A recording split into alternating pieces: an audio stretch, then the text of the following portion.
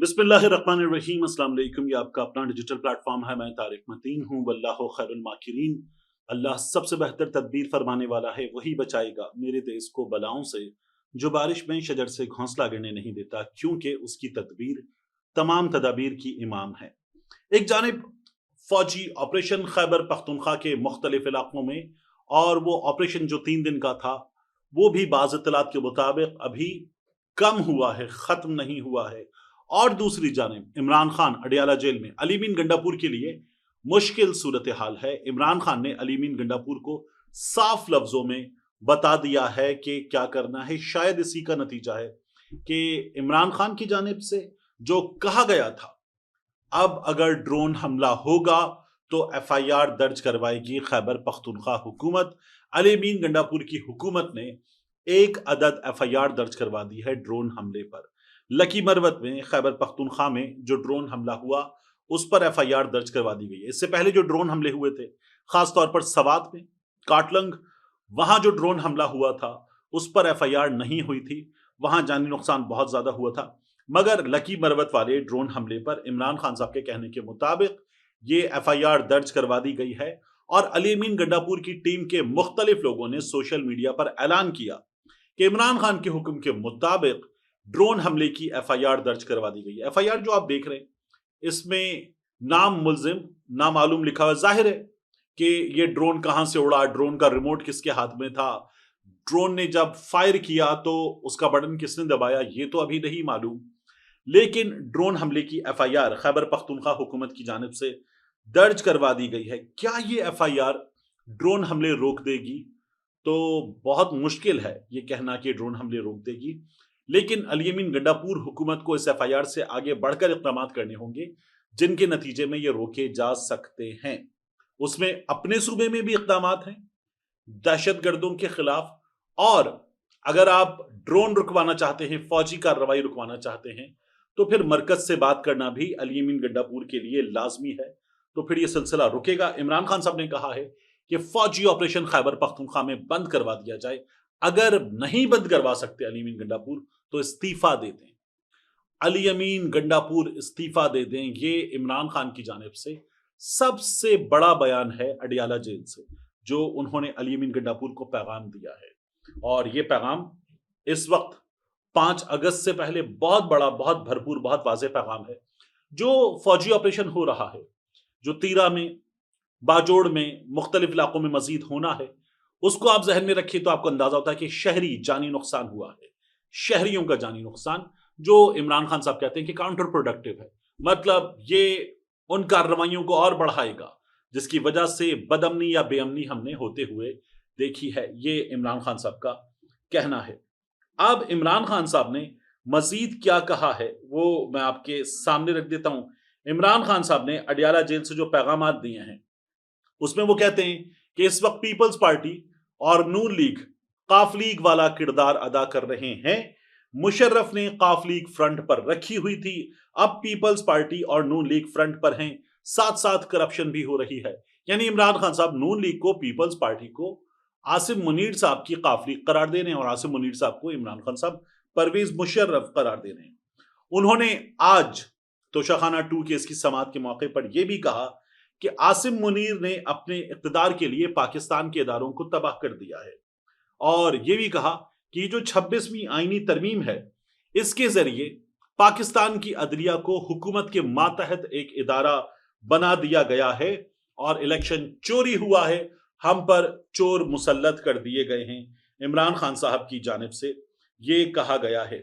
अलीमा खान साहिबा इमरान खान साहब की गुफ्तगू बता रही थी और इमरान खान साहब ने कहा कि 5 अगस्त को निकलें, हाइप हो, भरपूर एहतजाज हो, और उसके बाद 14 अगस्त को भी निकलें। ये जो 5 अगस्त को निकलें और वापस ना जाएं, ये अब इमरान खान साहब की इस गुफ्तगू के बाद क्लियर हो रहा है कि इससे आगे जारी रहेगा। घर जाएंगे, मजीद रैलियां होंगी, मजीद एहतजाज होगा। 14 अगस्त को भी निकलने का हुक्म दिया है।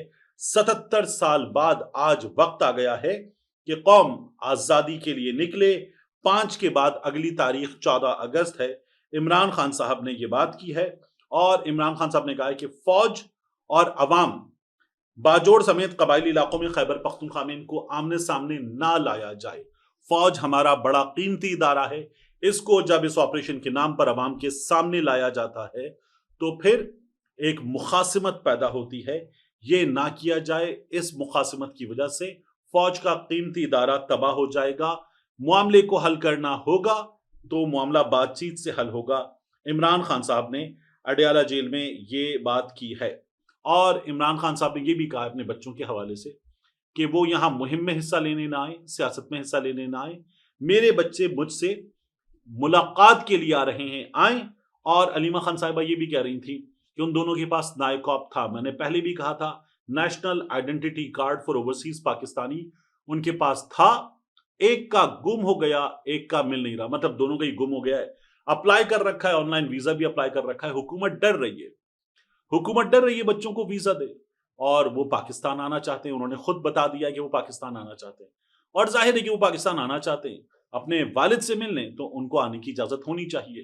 حکومت اجازت نہیں دے گی تو حکومت کے لیے ہنسی ٹھٹھے کا سامان ہے کہ آپ کیا کر رہے ہیں، آپ ان بچوں سے ڈرتے ہیں، بچوں سے ڈرتا ہے یہ حکمران، یہ وزیر اعظم بچوں سے ڈرتا ہے۔ پھر یہ کہا جائے گا تو عمران خان کے بچے آ رہے ہیں، علیمہ خان صاحبہ نے کہا کہ وہ آئیں، اور عمران خان صاحب نے ایک اور بڑا اعلان کیا ہے، وہ کہتے ہیں ہم ضمنی انتخابات میں حصہ نہیں لینے جا رہے۔ کن حلقوں پر؟